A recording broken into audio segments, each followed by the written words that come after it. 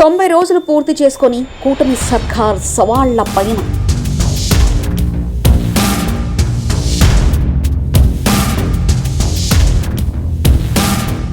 విపత్తులకే సగం సమయం పట్టేసి 90 డేస్ ప్లస్లు మైనస్లు.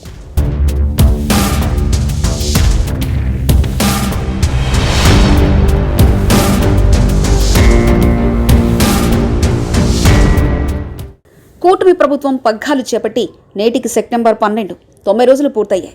సాధారణంగా తొలి 100 రోజులు ప్రశాంతంగా జరిగిపోవాలని ఏ ప్రభుత్వమైనా కోరుకుంటుంది. ఫీల్ గుడ్ భావన లభించాలని ఆశిస్తుంది. వచ్చిన తొలి రోజుల్లోనే ప్రభుత్వం ఏదైనా చేయడం ద్వారా ప్రజల దగ్గర మార్కులు కొట్టేయాలని చూస్తుంది. తద్వారా తర్వాత పాలన ఎలా ఉన్నా తొలి 100 రోజుల పాలనను చివరి వరకు కూడా చెప్పుకునేందుకు ప్రయత్నిస్తుంటుంది. కానీ చిత్రంగా గతంలో వైసీపీ సర్కార్కు 200 రోజుల తర్వాత కరోనా రూపంలో భారీ విపత్తు ఎదురొచ్చింది. అప్పటి వరకు సచివాలయ ఏర్పాట్లు, వాలంటీర్ల నియామకం వంటి కార్యక్రమాలతో ఉన్న సర్కారుకు కరోనా రూపంలో వచ్చిన పెద్ద విపత్తు అగ్ని పరీక్షగా మారింది. ఇది 1 రోజు 2 రోజులు కాదు, ఏకంగా 1.5 ఏళ్ల పాటు ప్రభుత్వానికి ఇబ్బందిగా మారింది. దీని నుంచి కోలుకునేలోగానే వరదలు, ఎల్జీ పాలిమర్స్ ఘటన వంటివి ఇబ్బంది పెట్టాయి. ఇక ఇప్పుడు కూటమి సర్కార్కు కూడా ఇదే తరహా ఇబ్బందులు చుట్టుముట్టాయి. ఆది నుంచి కూడా సర్కారుకు ఇబ్బందులు తప్పలేదు. అనకాపల్లి ఫార్మా కంపెనీలో తలెత్తిన విపత్తు 10 మందికి పైగా ప్రాణాలు తీసింది. మరోవైపు వైసీపీ వర్సెస్ టీడీపీ కుమ్ములాటలో 10ల సంఖ్యలో నాయకులు చనిపోయారు.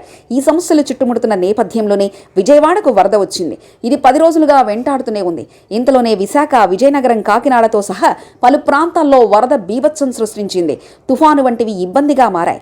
దీంతో తొలి 90 రోజులు కూడా కూటమి సర్కార్ విపత్తులతోనే యుద్ధం చేయాల్సి వచ్చింది. ఇప్పటి వరకు చూస్తే 2 కీలక పథకాలను కూడా ప్రభుత్వం ప్రారంభించింది. పెంచిన పెన్షన్లు ఇవ్వడం, అన్నా క్యాంటీన్లను ప్రారంభించడం, ఇక మిగిలిన వాటికి రూపకల్పన చేసే దిశలో ఈ చిక్కులు రావడం గమనార్హం. మొత్తంగా చూస్తే తొలి 90 రోజులు కూటమి సర్కారు విపత్తుతోనే యుద్ధం చేయాల్సి వచ్చిందనేది వాస్తవం. మరిన్ని కథనాల కోసం సబ్స్క్రైబ్ చేసుకోండి మీ అక్షర శిల్పం.